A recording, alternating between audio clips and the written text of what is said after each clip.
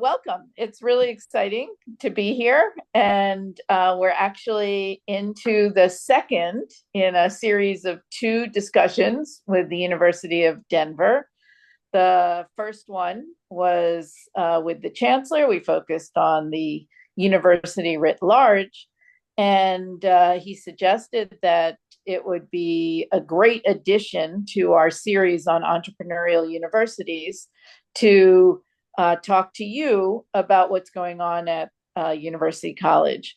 So that's what we're going to do. So we're really excited that you have joined us, and you, of course, is Dr. Bobbie Kite, and you are the Associate Dean of the University College at the University of Denver. And I'm Sarah Steinberg, and I'm a senior advisor with My Footpath, which is a company that's dedicated to re-engaging adult students primarily who have stopped out for various reasons, and to get them the help that they need, the support that they need to re-engage, re-enroll in higher education and finish their degrees. As you probably know, there are nearly 50 million students across the country who have some credentials but no degree. And through the work that My Footpath has been doing with various universities, the universities are typically seeing a 2 to 5% increase in their undergraduate numbers.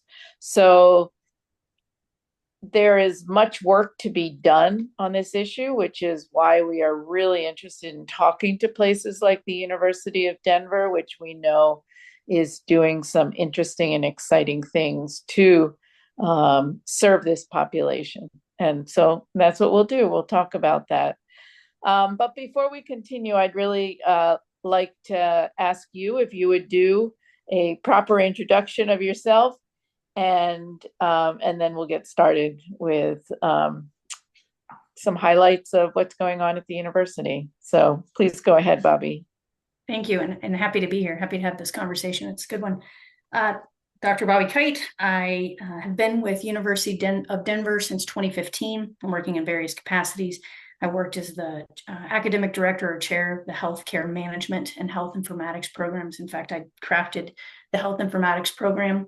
I've worked, as you mentioned, in the associate dean role in academic operations and academic affairs, and have worked in various different cross-disciplinary committees and efforts across University of Denver. Before that, I was at the Ohio State Wexner Medical Center. Never know when a Buckeye is going to be around. And I worked in their Wexner Medical Center for some time. And then before that, I was at UT Health Science Center and actually Metropolitan State University of Denver, as well doing teaching professor there. So bounced around in some different institutions and really found a good home in the University of Denver, and more specifically, University College. Before that, in a previous life, I worked as an engineer for UPS and did some entrepreneurship, different endeavors. And like I said, I've just been happy with the home that I found here at University of Denver. Well, as an aside, it sounds like we have very interesting and parallel experiences with higher education. I also started as an engineer, civil engineer, worked for about a dozen years, and made a switch very serendipitously into higher ed. It wasn't my particular plan, but the School of Engineering at Johns Hopkins was looking for somebody who had some experience and some interest in working with adult students, and also with online education. And that was my entry point, and it went on from there. But having both started as engineers, I know how you think and you know how I think. So we are problem solvers extraordinaire. And I look forward to talking to you about that. So I know you have a number of different degree programs that are in place or are, in the pipeline for introduction. At the end of the conversation, we'll talk about things that might be coming down the pipeline. But one of the programs that you already have in place that I wanted to talk about a little bit is the Bachelor's Completion Program. Because as far as I can tell from the materials that you have posted, and others can certainly see if they look at your website, this is a program that's very specifically targeted to returning students and giving them the opportunity to complete their degree. So I wonder, two-part question, and really the first part might be a general overview of University College, and the second part being specifically the Bachelor Completion Program. However you want to answer that is fine, but I was wondering if you could give us overview of the two items in particular, the general University College and the specific degree program. Sure. I'll start in the credential area first, the 4-credit, which we have master's degrees as well as graduate certificates, a more in-depth graduate certificate and a shorter graduate certificate. And those range in topics from arts and culture management, communication management, health informatics, healthcare management, as I mentioned in the introduction, instructional design and technology, information technology, nonprofit leadership, organizational leadership, professional creative writing, supply chain, transportation. So we have just a various geographic information systems, making sure I don't miss any here. Right. Environmental policy and management, and strategic human resources. So just kind of an array of different, and all of those, we have master's degrees within those, as well as the different types of certificates. And we have various concentrations. So we're very market responsive. So the concentrations, as you kind of alluded to this, kind of change over time, depending on what the market demand is, and what employers are looking for, what learners are looking for. But those are kind of the main areas in the graduate space. And the bachelor's completion programs, we have 6 different majors. So that's communication arts, global studies, healthcare administration, information technology, leadership and organizational studies, and then transportation and supply chain. And those last 3 have certificates as well at the undergraduate level. So we have I would consider it a very responsive to market portfolio of different degree programs that we offer both at the undergraduate and graduate level. Well, I just have to interrupt you for a moment. Unless you have those listed behind your camera on a huge piece of paper, I am incredibly impressed that you were able to name all of your degrees. I hope I didn't miss any. I used to keep like a mnemonic or something in my head to make sure that I got through all of them. So my hat's off to you for your incredible memory and being able to discuss them, especially because I know that these are market-driven degrees and they are changing every so often to meet the needs of the marketplace. So it's not like you've been sitting on these degrees for decades and decades. So I get it. It pays to be in the data part of things. So I see the programs and their different concentrations quite often, and it's wonderful. Yeah, no, hats off to you. So that's a great overview of University College and the offerings. Now, specifically in this bachelor's completion program, what's that all about? How does that work? Who are you targeting? What are you trying to achieve with that program? Sure. So what makes our bachelor's completion program is implied in its, or what makes a difference is implied in its name, right? So it's the completion program. So students going into this program are going to have at least a certain number of credit hours completed, which is usually around 24. So they are oftentimes adult working students, which is not different from the students in our graduate certificates or graduate credentials either. But they might have started school at some point, either life took them or career took them, something took them away from that. And this is their opportunity to kind of bring them back into the fold. And again, in its name and in by design and the type of student that we have, our average age students around 34 to 35. This is a different demographic than your typical bachelor's degree. So to recap, these are students that are working adults most of the time. They started college at some point and they want to come back and they want to finish that. And they want to be able to take in some of the work that they've done previously so that they're kind of able to kind of, if you will, pick up where they left off. And then get the extra support that they need while they're with us to be able to do that. So that leads to two questions. One is a quick one. The other one gets to the area of supports that you offer. The first one is really just to understand, are these students primarily students who started at DU at one point and came back, or are you having success also, reaching students from other places and so forth? Very few of these students are coming from a traditional undergrad at DU. There are some, they're just not as common.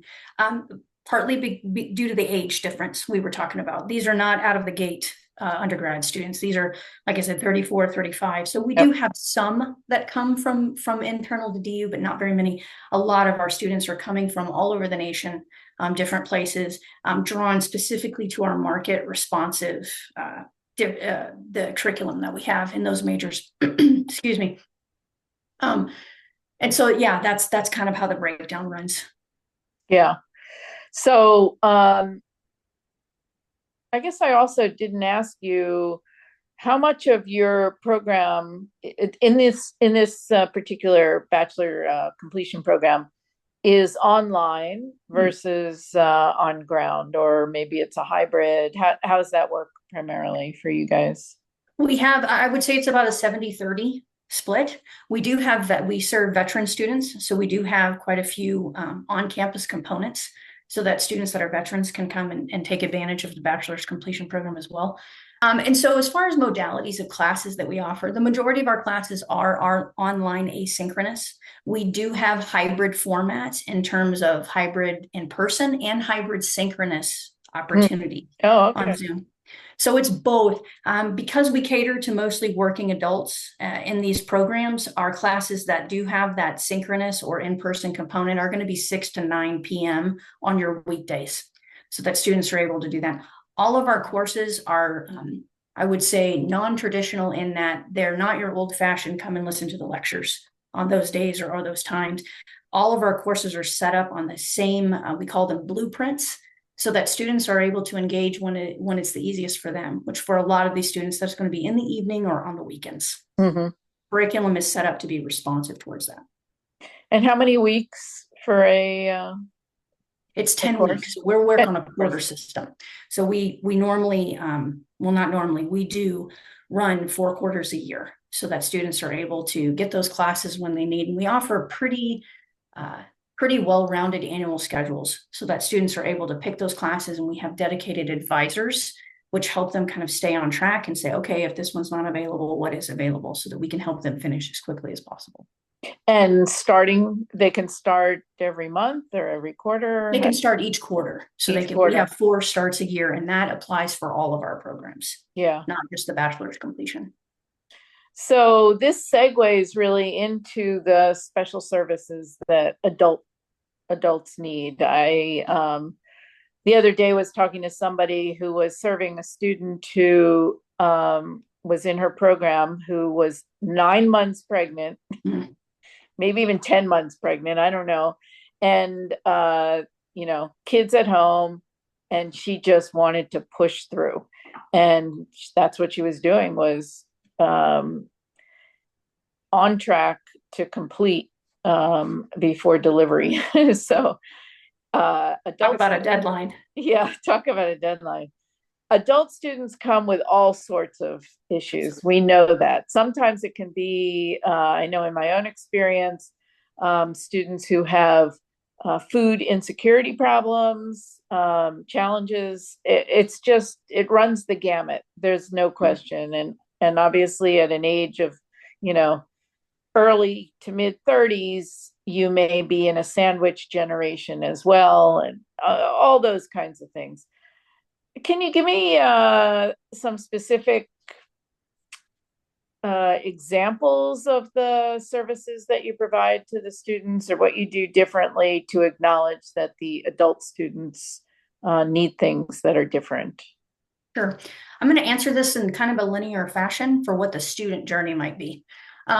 So first and foremost, in the recruiting part of things, right? The students are coming to this. We have dedicated recruiters to be able to ask questions, not just what are you looking for, but help them kind of determine that. A lot of times when you have an adult learner, they might have an earning capacity in mind or a specific career trajectory in mind, but kind of helping fill in what those blanks are to make sure that we're able to provide the resources that they need. It's kind of like that's the first thing we're going to do out of the gate. And then as they go through the recruiting and the admissions process, we're going to assist them in that. Again, asking the questions and giving them what they need. And once they're admitted into the program and they accepted, we have a student success course. It's not required, but it's highly encouraged for all of our students, especially our Bachelor of Completion students. And you never know how long somebody's been out of school, right? And what other things or other demands they have in your life, as you mentioned. So this student success course is covering a lot of the logistics things that they'll need: time management, writing resources. What does an online learning environment look like? What does it mean to not have that traditional lecture that you might have had last time you went to or in a learning environment? And then also being able to incorporate in that student said, what are your learning goals? Right? It's not just about getting these particular classes. Well, it might start there, right? But what are the other things that are going to come in during that process? So that student success course really gives that. There's also the opportunity to set those goals and have some mentorship as you're going through that. Once a student starts in the journey, then they have a dedicated advisor that works with them through the process. Some students are, say, hey, I'm good. You just need to tell me what I need to take and I'll take care of it. Then we have other students that say, this is what I'm thinking about. Could you help me understand this better? And then we have our advisors. We know our adjunct faculty very well. We use an incredible high number of adjunct faculty, so they are very industry responsive. They're working in industry. They know what's happening. And that is such a critical piece for all of our curriculum, is that this curriculum is paired and taught by folks that are in industry. So there's a lot of students, and I teach heavily in the bachelor's completion program. So a lot of times I'll get students to say, this is the next job that I want. I know what skills I'm missing. Here's the learning outcomes for these courses. Am I missing something, or can you help me walk through this kind of thing? And so we really cater the learning experience to what those students need. Now, again, as I mentioned, we have blueprinted courses. So the bulk of these things don't change because we want to stay in line with what product that we've put out there, but we're able to really supplement that experience for the students as they're going through it. We also have the advisors, and this is by program, not just bachelor's completion by majors, but we have many industry associations that we partnership with that give the students networking opportunities, so that they're able to really get their roots in especially if they're trying to change industry, of where they're going. So we're helping them get their feet so that that's something that they're able to use far past us. We have career services. We use a lot of services that the University of Denver as a whole offers, especially around inclusivity and accessibility of content. As some of these students, I wouldn't say a huge amount, but some of the students left school because it just wasn't giving them what they needed in the way that they needed to learn. Yep. So we're very responsive to make sure that we do that, and that we're open to when that might pop up as they're going through their journey. And so then as they are getting closer to graduation, most of our programs within our bachelor's completion have an internship component or experiential learning. So again, we're really working to get them connected to the career if they're not already in it, or whatever their next piece is, because we want them to stay lifelong learners with us and with whatever they're trying to accomplish in life. So those are some of the, I talked about flexible learning formats. The practical application of learning is probably the biggest. And we also have student support services who help students from everything from, can you help me get registered, to, hey, this thing popped up, I'm not really sure to do, what to do with it. What are the scholarship opportunities, kind of helping them. So our student support, we have a whole team that does that, that kind of helps the advisor and the learner if there's something that's kind of out of left field and or just your typical logistics of things, registration and such. No, that sounds extraordinary and certainly very comprehensive. And I know a good number of your students are active military as well as veterans. And that even puts another layer of uniqueness to the student body. It's something my footpath, as a matter of fact, was at the UPSIA conference in the last week, and that was one of the focus foci, whatever, of their of one of the presentations that they did was specifically on military.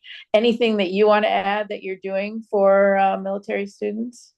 The only thing I would say is that DU as a whole has a dedicated director of veteran services, and we work closely with them. Our student support team that I mentioned, our associate dean of that team, as well as our advisors, are very well versed in the specifics and the logistics for veterans and active military students. We offer, especially in the bachelor's completion, we offer a lot of credit for prior learning, military credit, and different kinds of things. And so that's a huge part of all of our processes, not just one of them. And we work very well in conjunction with the University of Denver overall services so that we're able to really make sure that the students are getting everything we can for the service that they've provided us. Absolutely. You quickly mentioned some financial aid services, scholarships, and it's pretty well accepted that students, the top reason for students to stop out, you mentioned other reasons that they stop out as well, but probably the top reason is for financial reasons. They, just couldn't pull everything together and had to step away. But you've introduced some assistance for these students, and you want to talk about that a little bit? Sure. So there's a couple of different areas. We have what you might call impact scholarships that might be specific to the major or to, again, I'm not just speaking about bachelor's completion, but whatever the degree is, that would be focused in on the industry that a student's in or the impact that they might want to have. We also, kind of changing gears, to stop out students. We have very dedicated marketing and or advising or recruiting to get stop out students to come back. So there's scholarships, opportunities that we offer at various times that are focused on just those types of students. And then there's also other scholarship opportunities, again, through those industries, association memberships that we talked about. We have a lot of those. And so we really work to leverage not just what we have in-house, but what's available to that student outside of it's inside of our ecosystem, right? But it's not directly offered by University of Denver. So we really try to work in conjunction with those things to give students the other opportunity. The other thing I'll say about that is one thing that we do focus on, especially when we're doing recruiting to get stop outs re-engaged, is to really have dedicated conversations with advisors and recruiters about earning capacity. Right. So what's the value proposition of, yes, it's this then, but having that more dedicated conversations with a long-term investment provides in terms of earning capacity, doing the market research to make it real clear about what jobs these students, they might not have even thought of, hey, I could go into that particular job or that particular area of my industry. So we really open that up as well. So again, it's not necessarily, it's a longer term investment, right? And so really looking at what that means. And the last thing I'll say is we do offer, I think through this one I don't have off the top of my head, but I think 3 of our undergrad programs offer concurrent enrollment into the graduate programs. So we're really looking for like, what is a student, what does that learner want long-term? They're in their 30s. Where do they want to go? Right. And so we're really looking at the short and the long-term to answer if financial, and it is, right, it's such a big deal. We want to make sure that we're addressing that holistically and not just for that moment or for that quarter. Yeah, absolutely. And I applaud you for, recognizing that, and especially for putting an effort on career services. And I know you're at least I picked up from your website, a Center for Professional Development. Is that also connected into these things that you're talking about? Yes, it can be. Really, it depends on what journey the learner's on. So our Center for Professional Development has everything from OSHA lifelong learning classes, right? So that's 50 and above. Okay. Hey, I don't want to be in the academic competitive environment, but I want to enrich what's happening. We also have boot camps. Some of those are pay. We also have some try it courses, right? So let's say we have an undergrad who's finishing up their bachelor's in information technology, and they say, I don't know if I want to do Python, but I'd like to try it out, right? So we have some try it courses that they can use and some boot camps that they could go into. We also offer the other pathway, which says, hey, we have a student who came through, they have some college hours, but they weren't really convinced of the value proposition, or maybe they just didn't need that at the time. So they went through let's say they went through the data analytics or the cybersecurity boot camp. We do offer pathways for credit for prior learning so that they can take that experience into the bachelor's completion program. So I would say that it's really up to the learner. We have a bunch of different offerings that they can take. We have stuff in project management, product management, digital marketing, AI, UX, UI. So there's a variety of, we would call that upskilling or reskilling that a student in any one of our programs could take concurrently. Or like I said, maybe they take different pathways through it. We have those things available. Are those also offered online? Do you make that available as well? Those are, it depends on what the program is. We do have, I would talk about it more in terms of part-time versus full-time. Of how they would get through those programs, and they are offered in different modalities as well. For sure. I've been, really interested in the fact that you tied it earlier, and I think you can, I'm pretty sure you can make the same tie-in to lifelong learning. So the fact that students' needs change as they're moving along. And I'm guessing, I don't know your student demographics well enough, so please correct me, but I'm guessing that whereas your age group for actually completing a full degree, maybe, early 30s to mid 30s, the professional development courses that you're talking about may be attracting even, 40s, 50s, or even seniors, especially into the OLLI program. So is that what you are experiencing? Absolutely. We have a huge range of age groups. And we're diverse, not just in age, but in all of the categories, which is fantastic. And yes, as you mentioned, OLLI has 50 and above, but we have folks graduating out of the bachelor's completion program. Even we have a lot of lifelong learners. One of the things that I was really attractive to me about University College at University of Denver was not just the huge portfolio of different credentials that they offered, but truly, again, those concentrations and those majors really usher folks in for wherever they're at in their career continuum or their learning continuum, which I think is fantastic. I'm a lifelong learner myself, so I'm constantly looking at, do I want to learn more about that or this? And the way that we build our courses in those blueprint formats and this flexible learning really helps support the student. Like I said, if you're coming into school again at 65 or 55, that's quite a different experience than if you're coming in at 25. We want to make sure that we level set for that and give them the support that they need. And we do. Yeah. No, it's really extraordinary what you're doing to cover the full range. And I've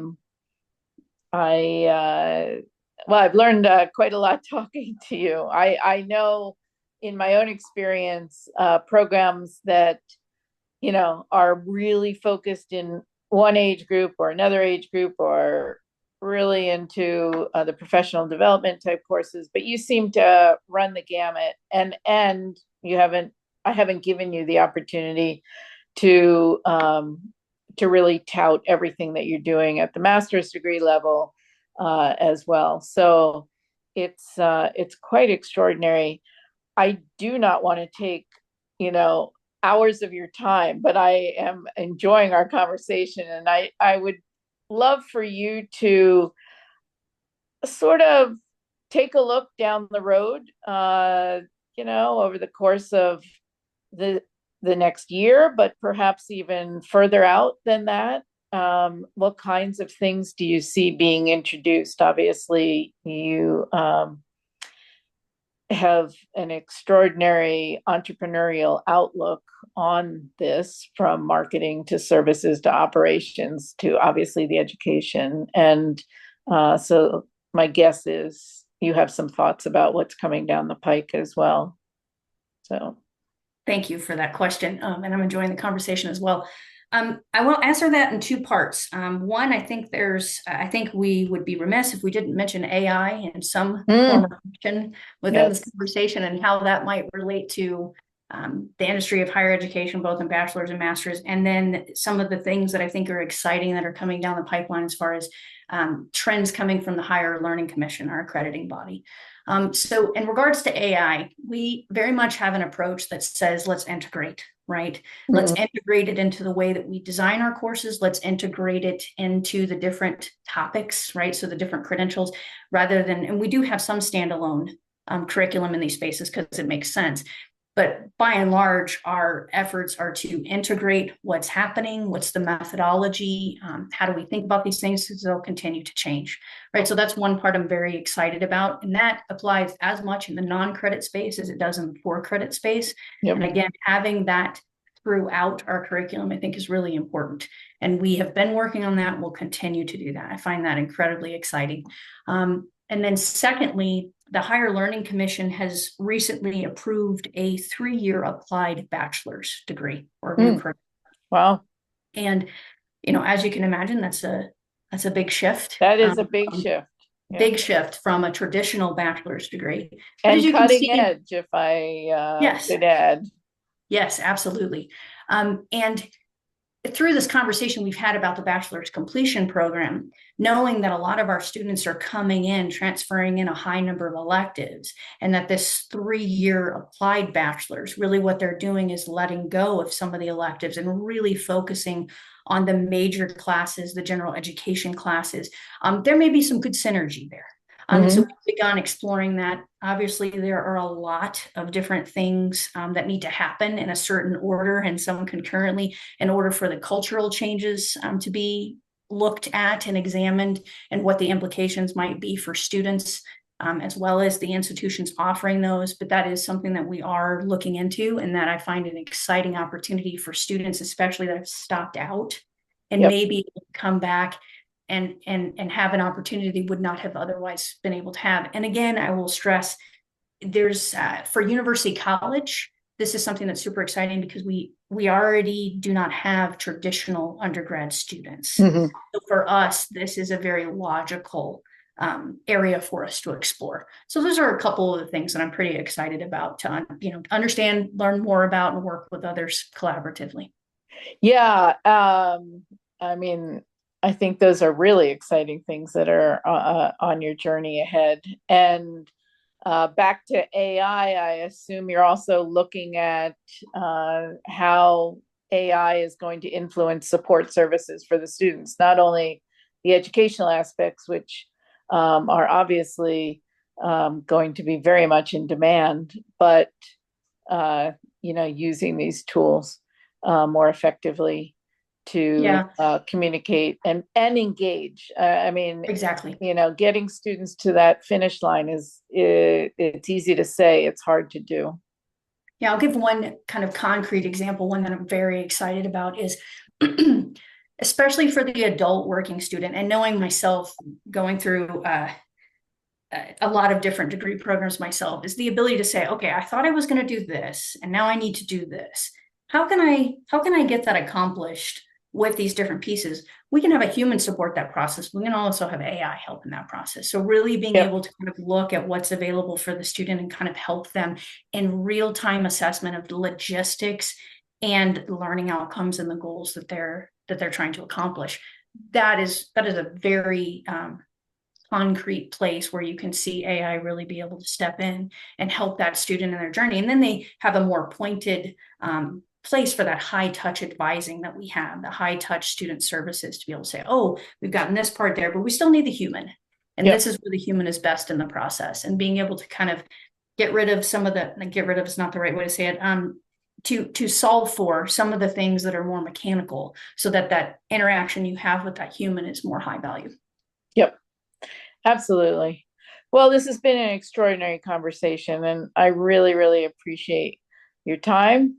Dr. Bobbie Kite, you're just leading edge for sure. I hope you'll come back to give us an update on how things are going in the coming year, because we certainly would be interested, especially hearing about the accelerated degree. So all good things for you, and thanks for your time. Great Thank you. conversation. I appreciate it. This has been great.